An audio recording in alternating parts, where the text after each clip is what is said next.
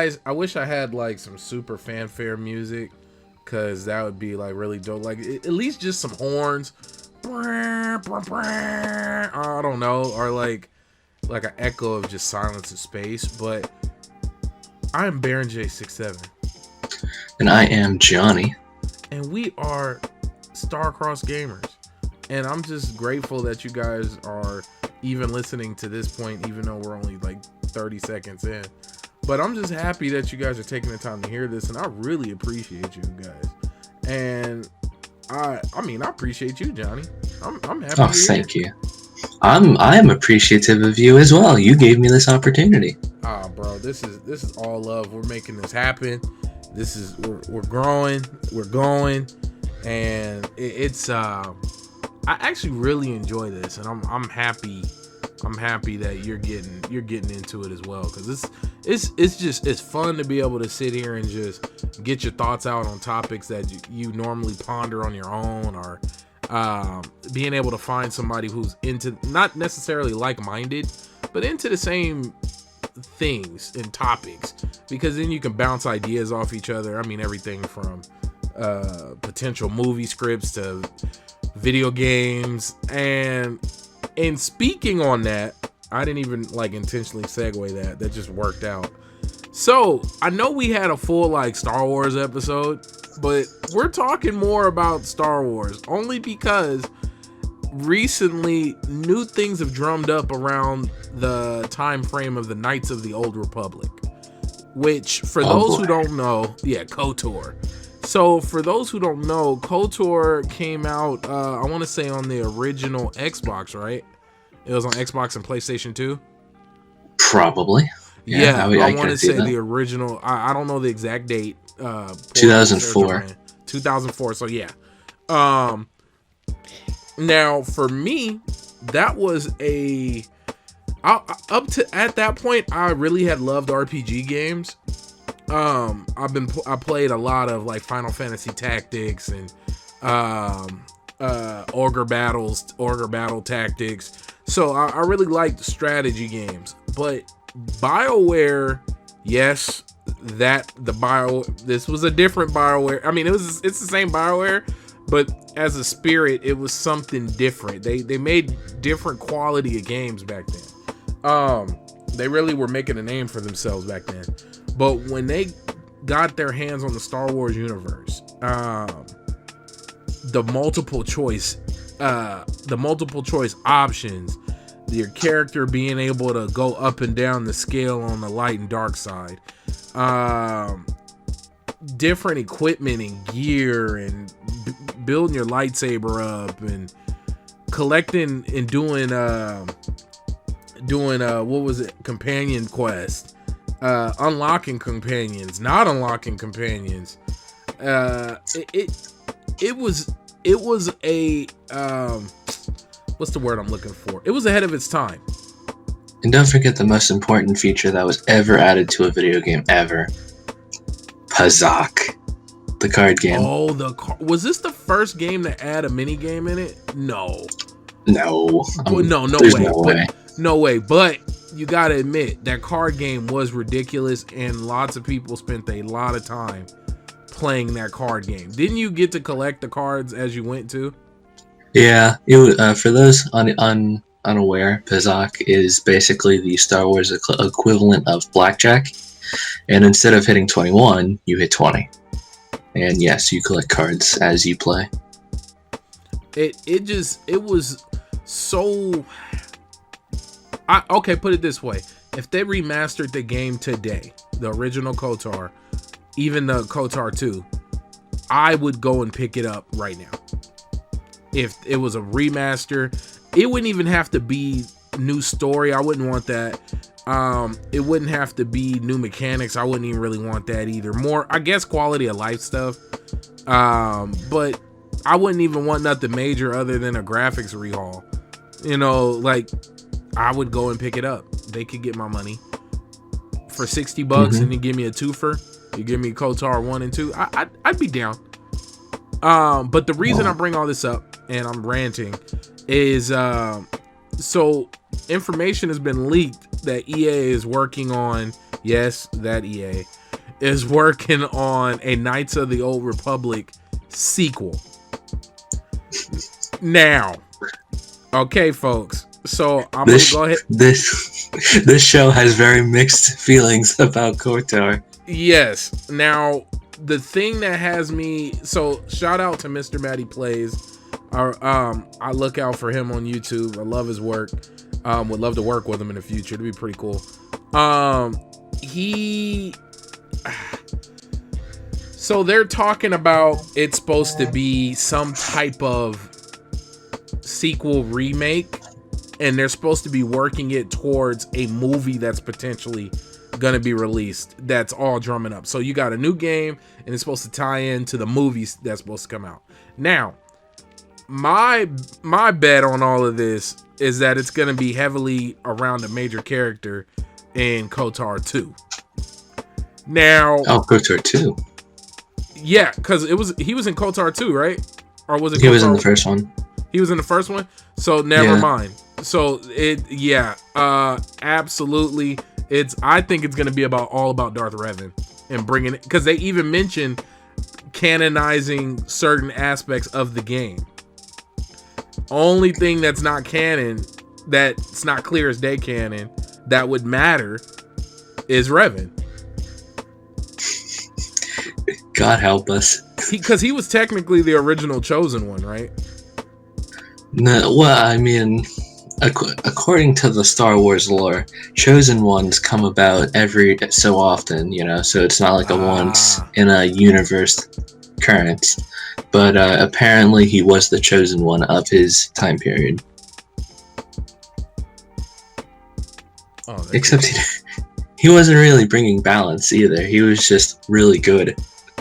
Yeah, so the dude was just like super hyped up on Force juice, and he was badass in that sense. Which story ended up being the official one after KOTOR 1? Because you get the option. Oh, yeah, I think I'm assuming good. No, I'm assuming good guy is canon, because why would they ever make bad guy canon? Ending the remember canon. They did it with Infamous. Did they? I want to say with Infamous on PlayStation, the bad guy spoiler alert, in the original Infamous game, you guys fight yourself at the end of the game. Your older self is the main bad guy. And you lose. And I think you win. I don't know. So wait, you play as the bad Infamous dude? No, you play as the good, and you end up fighting the bad. You know who I want canonized? I want Starkiller canonized. Yeah, I can. They would have to change his story.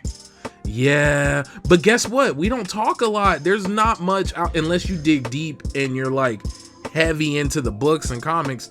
There's not a lot of what happened when Vader was just running the galaxy. Yeah, that's true.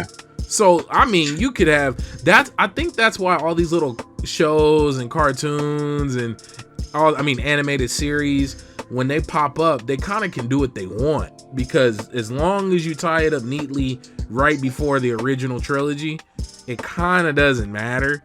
Or now, as long as you tie it up neatly to Rogue One, like you can almost do anything. And they have. Yeah. In this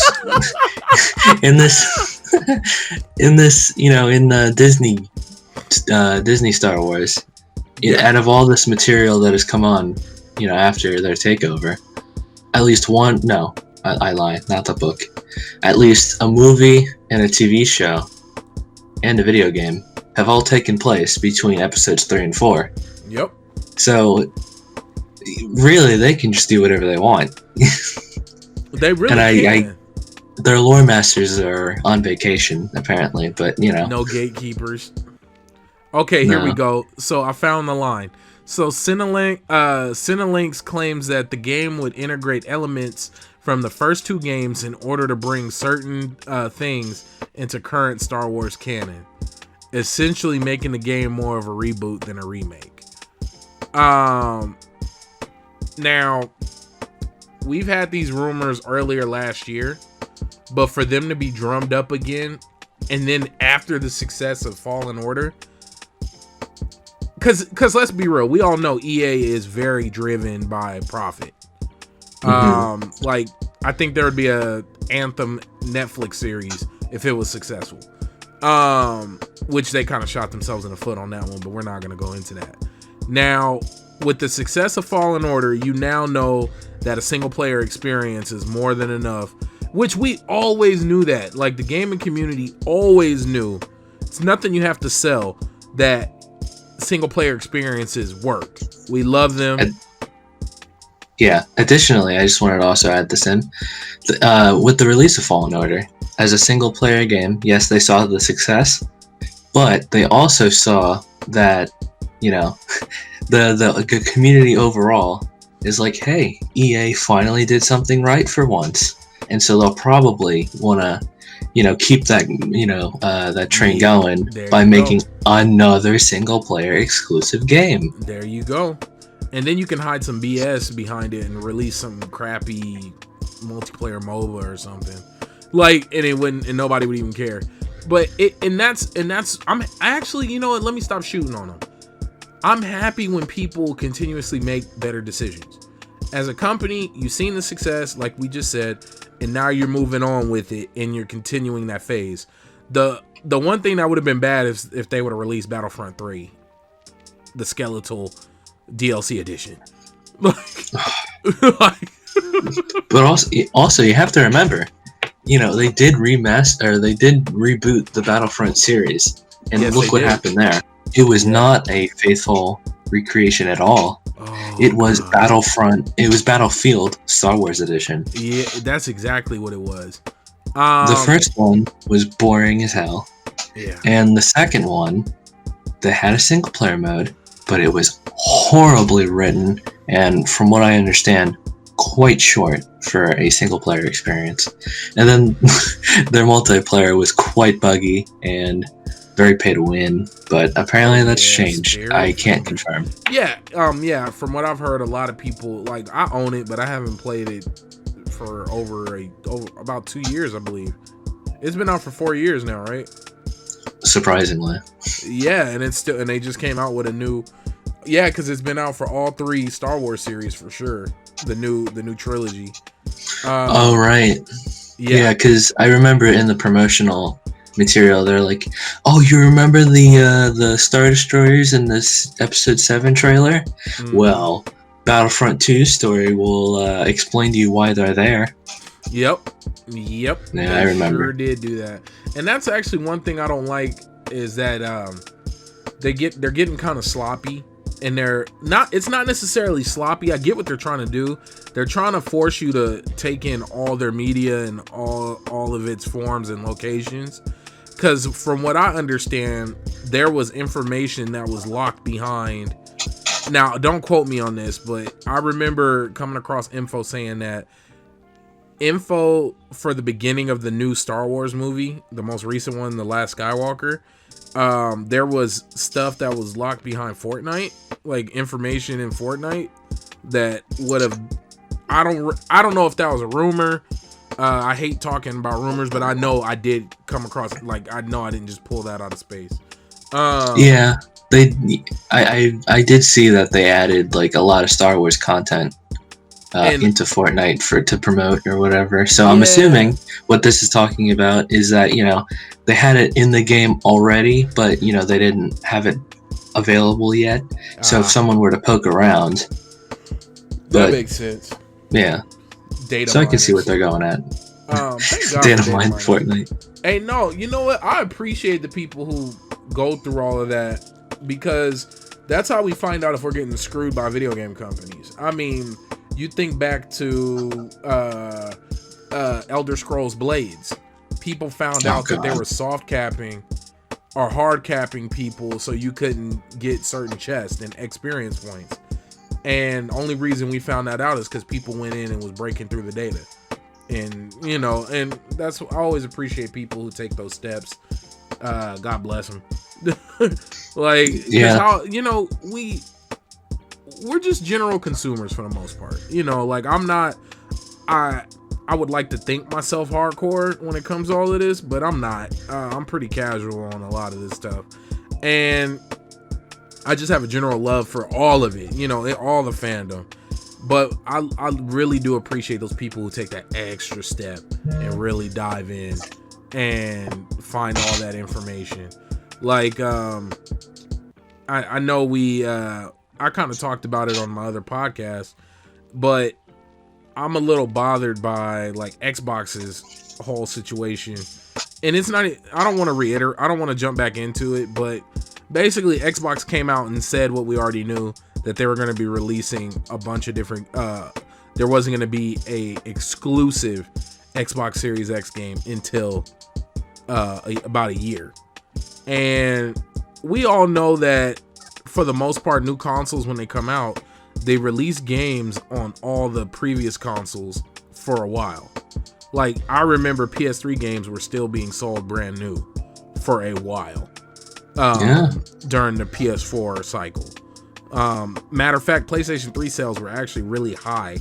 If you went to any brick and mortar game store, GameStop, if you went to Best Buy, for a while there was a large amount of PlayStation 3 games. Xbox 360 as well, but mainly PS3. But off of that, so what is your beef? Back to Star Wars. What's your beef with Darth Revan, the great, honorable Darth Revan, Messiah himself, here to bless us? Yep. He's just not that cool. Like, I understand. Okay, so like backstory. Yeah, so Darth Revan. Well, really, he's just Revan because he became a Darth later. But Revan was a Jedi, and there was a war between the Republic and the Mandalorians. And the Jedi Order at the time, they were like, nah, we're not going to take part in this. This is not our fight. And then Revan's like, yes, it is. And he left, took quite a couple Jedi with him. And they basically won the war for the Republic. And so he was a war hero. And then one fateful trip into the unknown regions later, he returns with a huge Sith fleet, and now he's Darth Revan, and he's laying waste to the galaxy. And then, oh no, he's betrayed by his apprentice, Darth Malak, and now he doesn't know who he is. Oh, don't worry. We all get to hear about how awesome Darth Revan was, and people feared him, and he was a great leader. And then, surprise, you are Darth Revan in KOTOR. But okay, so that's his backstory. It's just a carbon copy of Anakin's story. He's a war hero Jedi, and then he turns to the dark side. Yeah. And then at the last moment, he turns back to the light. Like, tell me that what's different. The time frame. Yeah, the time frame and the specifics. Yep, that's it. And it. He even had a forbidden love. Yeah. I mean, come on. You know what it was for me? You got to feel like you created Darth Revan. Even though he was already Revan or Darth Revan, it was more like they made you feel like you picked the adventure. Because you did. Yeah. And I just want to know, what if they did like a survey type thing? Like, do you want the new canon Revan to be good or bad? And like everybody gets to call and vote in or email in. That'd be hilarious. You know what would win? Oh, the bad guy, of course. Yeah. You know what? What is it about the love of the bad guy? Because like for me, my all-time favorite superhero moments in movies, and I love when either the good guys win but lose, or when the good guys just absolutely fail. which Like, doesn't happen it often doesn't, these days. and that's why The Watchmen, jumping topics, The Watchmen for me was my all-time favorite superhero movie. Because one, it showed that being a superhero kind of sucks. Like, it's not as pretty and glorious as people make it out to be. It can't be. Then, these dudes were miserable. How are you, like, everybody wants superpowers, but then when you got them, it's like, these dudes are miserable. And I just like seeing that reality painted all over it. Yeah, because going back, the only things I can think of off the top of my head now, I'm a Gen Zer, so take what I say with a grain of salt here. But from memory, before Thanos, I think Thanos in Avengers was like the most recent occurrence of like people just absolutely loving the bad guy. But before that, the one I can think of is Darth Vader in episodes 4. Mm-hmm. So I don't know why, but I once heard that storytellers have to make the villains cooler than the heroes. I don't remember the exact reasoning behind it, but basically just to actually make people like them, or so they're not just some throwaway henchmen. I'm assuming. I got you. Because hell, you go to Final Fantasy VII, I've seen more pictures of Sephiroth in my life than I have of Cloud. Like, that just that's just real. Like, Cloud's cool, but you mainly see bad guys. Like, it's like bad guys sell. And then go ahead. Go ahead, you first. I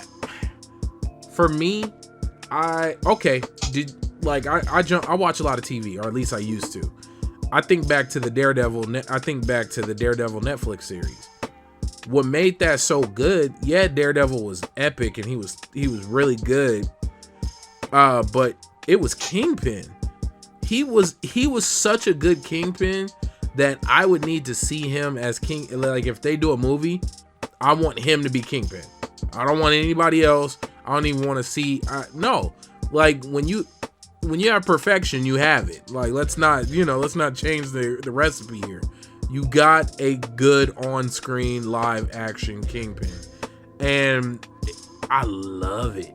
I just really, a good bad guy, especially one you can feel for. Like, you can't beat it. Yeah. And then Vader just was like, you know what? What year did the original Star Wars come out? 70, I think 79. What made him even more badass to me was the fact that he walked around like a serial killer. Did he? Well, he just walked. Everything he did was walking. Like, oh right, he was just a serial, like old slasher films. Like that's what I think of when I see Vader. It's just this dude who could absolutely destroy planets, can crush lives without grabbing you, and he just walked everywhere, and he was just a menace. Like, absolute fear and power. Yeah, and come to think of it, I can't picture, Vader just sprinting down a hallway. Oh, full sprint? Bro, that'd be terrifying. Like, could you imagine? Like, can you imagine his respirator going crazy? Oh, dude, I would actually want to see somebody put Vader as the main, the character on Resident Evil 2, the remake, or Resident Evil remake. I would love to see Mr. X, but somebody poured on freaking Vader, and he's just like charging at you.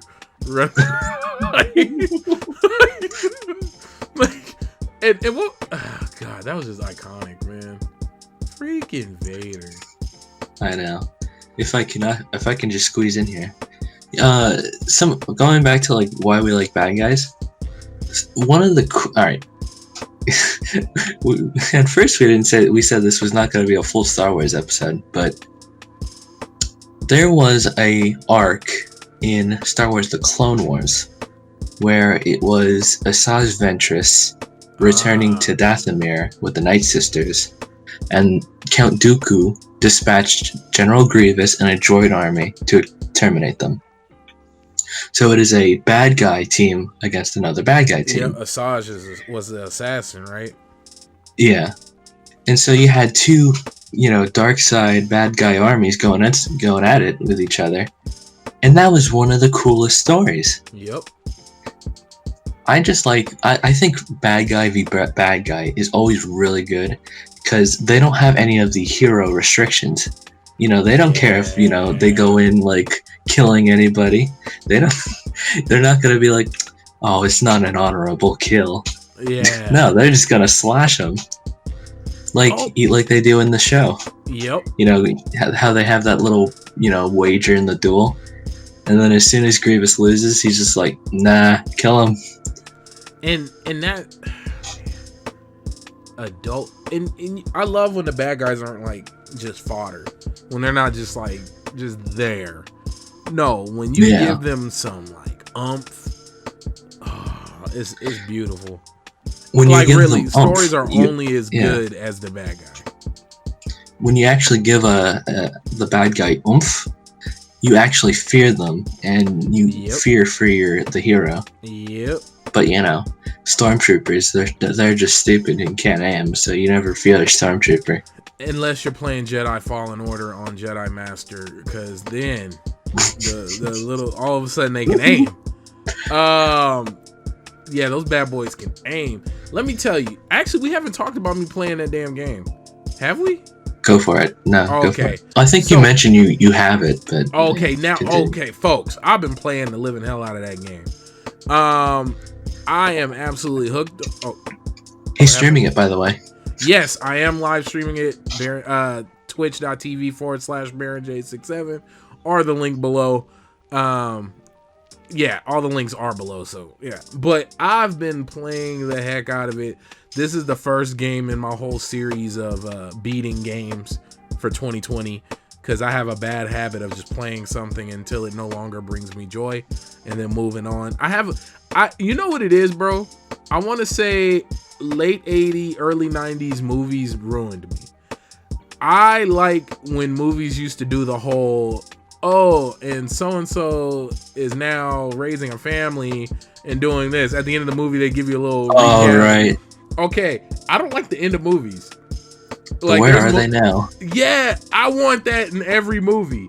Give me complete closure or kill the character. Just kill them. Kill them all and let me know that it's over. There's no other coming. There's no...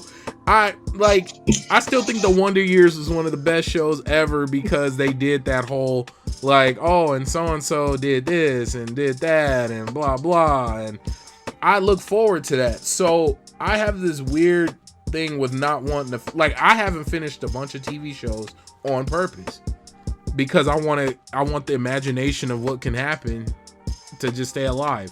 And once it's finished, I feel empty. I don't know if I got abandonment issues or what, but yeah, I do not like Breaking Bad. I know what happens, but I haven't seen the last season. I almost refuse to watch it, which at this point I have. I just had this pop into my head. Think of this, right? Okay. Where the 80s/90s, where are they now after? Episode 9. It's where, in the... Okay, God. Listen.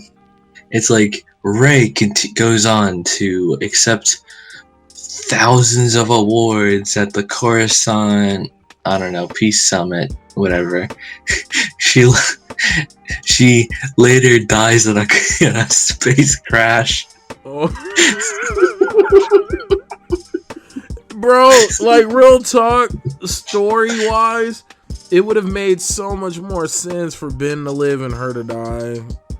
But she was the Messiah. She, I forget the term they used, but she's more important / powerful than Anakin Skywalker, the chosen one himself. So you know what? They're not gonna touch her.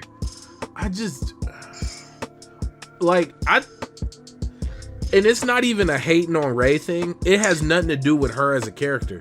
But just period, the way they built it up, it would have been a better story to see somebody, because you could have told two stories at once, which is what they did. They did tell two stories at once. You saw you saw Kylo Ren slowly turn back into Ben Solo over 3 movies. You saw Rey slowly get closer and closer to who she really was, and then they could have really just dove all in and went for the hard swap. Boop, bam. You know what I mean? Like, and that would have been epic. Even a whole like Dragon Ball Z like one-on-one fight where it's like Palpatine powering up Rey, and then the Force and all the former masters and his family powering up Ben, and they're like duking it out. That would have been epic. Yeah, that's true. Like, I don't know. Yeah, okay, go ahead. Or maybe it was too neat. You know what I mean? Maybe what I'm saying is just too clean, too easy, and they had to go the weird, strange, awkward route. No, I'm not going into it anymore. No. We did that. We beat that dog dead.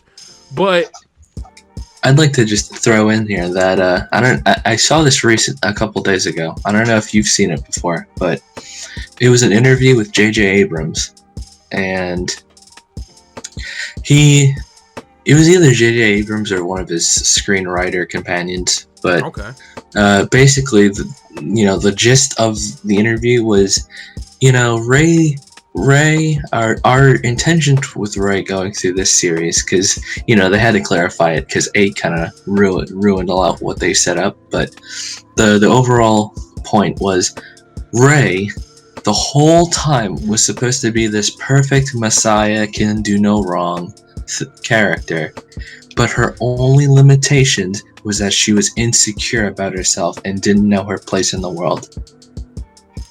Wow. Hello. Wow. A bold move, but not a very successful one. Wow. And on a happier note, no, but look, we folks, can all relate to that, of course. God. Oh god. Okay, this is so back to the Jedi Fallen Order, back to the video game.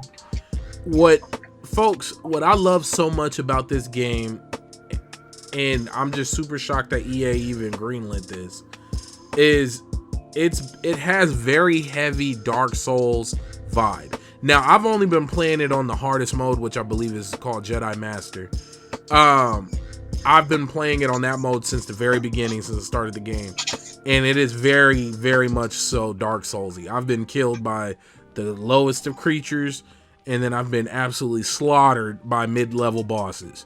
Like, not even bosses, not even area bosses. Like, they seriously are just like a lieutenant in a hallway wrecking me. Let's not forget your most formidable opponent. Oh, the freaking Ledges. Purge Trooper. Oh, Ledges. No. Oh, yeah. Oh, it is very Dark Souls, bro. I've fallen off of a ledge has been my #1 cause of death. Next to next to rodents. There's a Twitch clip out there of you trying to jump on a fan for like a minute straight. Oh my god, that was the most frustrating. Like, moments like that, and just like I make heavy comparison to Dark Souls. Like, even on my social media and when I'm streaming, I always compare it to Dark Souls. I call it Jedi Fallen Dark Souls, because seriously, there's levels in this game that are so frustrating that I would not want to play it over. Not because it's bad, but it is just that frustrating. Like, when I get past Blighttown in Dark Souls, I don't ever want to go back. Like, I just want to run through there, collect the items, and if anybody who's played Dark Souls, Blighttown is just, it's an area full of toxins and poison, which are two very different things, which you either need one expensive item to heal from them, or you need two different items to heal from each one. And your health drops ridiculously fast, and then there's poison darts being shot at you, small ledges, slugs and slimes, and then everything's poison, and so that is just that area in Dark Souls that absolutely just drives me up a wall. And it's just, there's always an area like that in these type of games. But with Jedi Fallen Order, it is a good mix. Like, I like that it's not a button masher. At least at the mode I'm playing it. I keep making that reference because I haven't played it on the lower mode. I don't know. Who knows? You put it on normal, and it's probably like you're just running through, swinging your saber and dodging every now and then. But at Jedi Master, it makes the game way more memorable, in my opinion. Boss battle. I mean, God, how many times have I reset, bro? Like, a couple hundred times. And fighting like, and then when you die, you go back to your last checkpoint that you saved at. So it's not like you get respawned right outside the door of the area you got murdered at. No. If you had to make it across the map in order, like the area we were talking about earlier with me jumping and failing, every time I died in that area, I had to start all the way back far as hell, run past a bunch of enemies just to get back to that point of trying to jump. Like, it's not bad. It's a good frustrating. Like, I think you always need that type of stress in your life to keep you going. You know, let you know you're alive. It's a light stress, get the brain turning. Cause there's been plenty of nights I had to put the controller down. Oh yeah, that was me just 2 nights ago. Oh, what were you playing? GTA. With my friend Dylan. Just we were doing the newest Diamond Casino heist. Oh, there you go. My god! I don't know what to pinpoint our frustration on exactly, but the best way to describe it is we had to break into the casino, and then the way we chose to do it, because you can tweak the different options to how to do it. Okay. We snuck in. There would be a first floor with a couple guards and security cameras, and then we had to get downstairs to the vault. So there's 2 levels, first floor and second floor. It took us the entire night just to get to the second floor, let alone the vault. We didn't even get to the vault. But maybe it's because we're trying to be nitpicky, and we want to do the whole thing undetected. Okay. Because as soon as you're detected, the alarms go off. So, but my God, it was like, you could be, you have silenced guns, but you could be shooting a guy, down a hallway looking forward, but either a security camera will see you do it, or no, we'll see the bodies drop, or a guard to your left who's a couple meters away. They'll somehow hear it. Don't worry. So it was like most of the time we'd fail. It's like, come on, how did that happen? I got you. It was beautiful video game logic. There was one point, like 10 attempts in, and we were just so frustrated, where we the very first guard got alerted, and we're like, what the hell? Like, there's a metal detector that you have to get through, and then there's a guard on the other side. Yeah. And I shot the guard before disabling the metal detector, and somehow his death triggered the alarms. So I'm like, no, there's no way the bullet going through the metal detector is setting off the alarm. Thankfully, I don't think it was, but just like, what is happening? It was so frustrating. We had to quit and go back the next day. Now, see, speaking on GTA, I forgot we were segueing into that. That was perfect. I read somewhere, I forgot exactly the article because it was eating up my CPUs and it was running way too many ads. But there was an article that mentioned something it was a headline along the lines of GTA 5's new update is showing proof that we don't need GTA 6 right away. Mm-hmm. And they don't need it financially. Yeah, there you go, financially. Creatively, I think we do need it. I think we need to see them completely flex their wings or make what I don't want is an exclusive online Grand Theft Auto experience. That's what I don't want. I don't want a Elder Scrolls Online of Grand Theft Auto. That, not at all. But I just feel that this game is so successful that it's hindering. Like there's almost no drive, rhyme, or reason to create a new game. Yeah, like there's no need to. Like, and that scares me because I look to Rockstar. For me, Rockstar, Bethesda, CD Projekt Red, these were companies that I would pick up their titles day one. No hesitation. Like, it was just, oh, they made it, let's buy it. Like, I know it's going to be good enough to keep my attention. Even if people don't remember, I want to say Rockstar came out with a table tennis game. That was crazy. The Warriors, the Grand Theft Auto series. Like Bully. Come on, man. These are classic games that across the board I'd play. Like, no, no hesitation. And then, of course, Bethesda, Elder Scrolls series and Doom and blah blah blah. Fallout. We can go on for days. And CD Projekt Red with the Witcher series and all of its components. When I feel like Rockstar has fell into the games as a service type of thing now, and fallen away from creating. Even though that's see, I can't even say that. This is what kills me. I feel like I'm asking for too much. Like I'm being greedy, because here it is. They made Red Dead Redemption, or not Red Dead. Damn it, what's the name of the damn game? Red Dead Redemption 2. Yeah, thank you. I can't believe I forgot the name.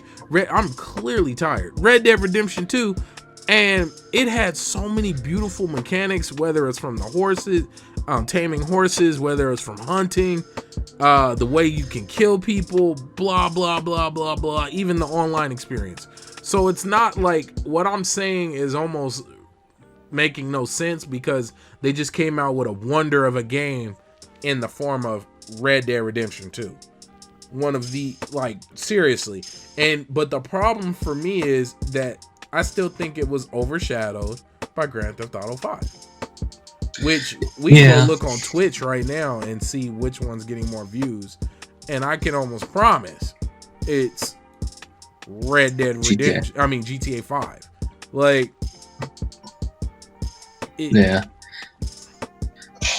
Allow me to elaborate if you're gonna do that. GTA 5 came out in 2013, all right, and the multiplayer GTA Online came out about a year later, I believe. And in that time, there has been DLCs and updates, but all of those DLCs have been exclusively for the online section. Not a single DLC for the story mode at all in 7, almost 8 years. And in comparison, Red Dead Redemption 2, yes, it was overshadowed, but so to my knowledge, because I don't have the game and I know you do, the online section isn't taking off, but the story and the single player is doing better. So I don't know what to say. Maybe it's this GTA Online. That's like the main focus. So there's no need to focus on Red Dead Online. So just focus on Red Dead story mode stuff instead. The people that want Rockstar created story mode content, they can go to Red Dead. Because Lord knows. Yeah, go ahead. Check this out. Red Dead Redemption, the game that came out last year, right? It was last year, if I'm not mistaken. Last year, only has 1.1 thousand viewers on Twitch right now. Now let's go to Grand Theft Auto. Grand Theft Auto has, and this game came out 7 years ago. 45,000 views. 45,000 current viewers right now, viewing. And I can bet you they're not playing story mode. No, I'm seeing all role playing, and I'm not. Once again, I'm not hating on it. My fear is that it is just so profitable that it makes no sense for them to roll the dice. Yeah, because as soon as they make, go ahead. As soon as they make GTA 6, Yeah. no doubt they're gonna make a GTA 6 online, and then all of the time and effort they put in GTA 5 online is gonna be for naught. And God, it terrifies me, man. Because how big that game is and how many servers they have set up across the world for GTA 5 online, they're not gonna just abandon all of that infrastructure for 6. Right? And that's what, like, okay, hell, don't give me 6. Just give me a very large, semi-expensive $30 to $40 DLC package for the store for GTA 5, and it gives me a graphic update, to current graphics, and then you give me a whole epic story. Yeah, I mean, it's literally been 7 years since we've heard from the 3 main characters. That's what I'm saying. It's been so long because when the GTA Online initially released, the in-game dialogue and advertisements and so on, it hinted that it was all taking place before the GTA 5 storyline. Yep. Obviously, the GTA Online has grown so much that now they're done with that. The latest Diamond Casino stuff mentions that it's 2019. So, wow. They've clearly moved on. Wow. See, okay, folks, just a heads up. I've never really gotten into the GTA 5 online. I used to play Grand Theft Auto 4's online mode with where it was mainly just like not battle royale. It was like team deathmatch and stuff. The OG. That. Yeah, like I played the hell out of that, but for some reason, when it came to GTA 5, I'd rather play the story than playing the online mode. That was just preference. I haven't played recently, so who knows how much I'd enjoy it now. I know it's on Game Pass right now. For those who didn't know, it is on Game Pass. So if you have Game Pass Ultimate, or what is it called? Xbox. What is it called? Xbox Ultimate, or something like that. I don't know. Oh well, if you guys have that, you can play it, or those on PC and whatnot. But I don't know what I want when it comes. Like, thank you for making Red Dead Redemption 2. Thank you for taking that chance. But from what I understand, that game was already in the works. Yeah, before it was in the works before GTA 5. So yeah, thank you for finishing, and I appreciate it. I'm grateful. Thank you for taking that chance, even though you have such a successful GTA 5. But I just want either a new GTA 6, which I know they're gonna do, but who knows? Well, I think eventually it's gonna happen once the GTA 5 community dies down. But, who knows how long that'll take. Hey, it's just a question of when. What if they pull a Destiny and just do, instead of Destiny 2, now it's just Destiny free to play? So what, GTA 5 would be free to play? Just GTA. Just call it GTA Online. And it's just a game. Like, they're basically at that point. Yeah, I mean, I don't know why they even sell the GTA 5 game anymore. Yeah, because they treat it as two separate games. There's always GTA 5 and then GTA Online. Yeah, it's not GTA 5 Online. No, it's just GTA Online. So and I'm shocked they haven't taken that stance. Like, hey, we'll just make it free to play, guys. Add a couple more paywalls so we guarantee more profit. Oh, they don't need to add more paywalls. Oh, it's a lot of paywalls. See, I haven't played it, so I don't know. I'll explain. Basically, it's accessible, but and I love online. I'll just preface that. You know, I'm not a hater. I love GTA Online. It's a lot of stuff to do, but my gripe, because I refuse to pay, you know, for the shark cards, which is, you know, the in-game money. Okay. It is way too grindy if you're not gonna pay. So basically, you'll for this latest example, I just bought. You know, I had quite a bit of money saved up from when I last played, and I got about $1 million in this past, I don't know, couple days. And I was saving up for this thing called the Avenger, which is basically the equivalent of those military planes, the Osprey. You know, where it's like the body of the airplane, and then just like the VTOL blades. Oh, got you. Yeah, one of those. $4.5 million with a couple add-ons like a vehicle bay and changing the color and having a gun you can shoot. But so the total is 4.5 million. If you're gonna just, you know, grind it out and earn that money, it's gonna take you weeks. Really? Unless solo, I should preface solo. Okay. Because I'm sure if you were to just run heists all day, you know, which require about a 4-man team. So, you know, how many people have a whole squad of 4 playing at all times? Yeah. Yeah. It's always just randoms. Yeah.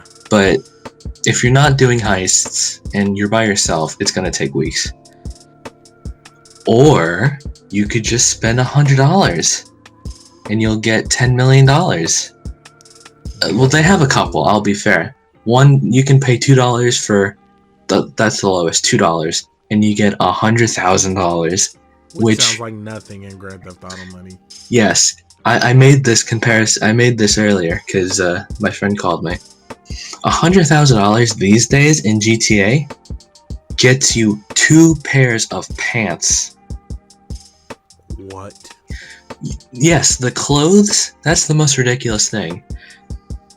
Clothes are ranging at average $50,000 for a single pair of pants or a t-shirt.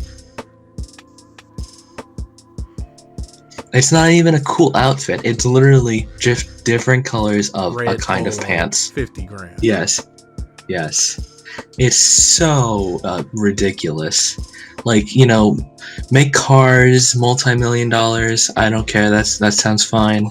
You know, properties that you can buy. You know, like casinos and not casinos, arcades, nightclubs. Make that all multi-million dollar. That makes sense. Yeah. But to charge $50,000 for a pair of pants, that's the most ridiculous thing. Do they at least sparkle? Everything.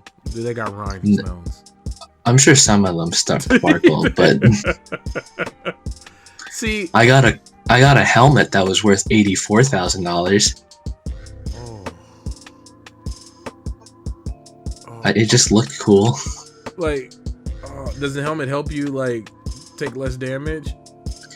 I know that they made a helmet designed to do so, but I don't know if this specific helmet also has that power. So what's the number one thing you like doing in GTA Online right now? Well, when I'm by myself, I like to, well, it depends.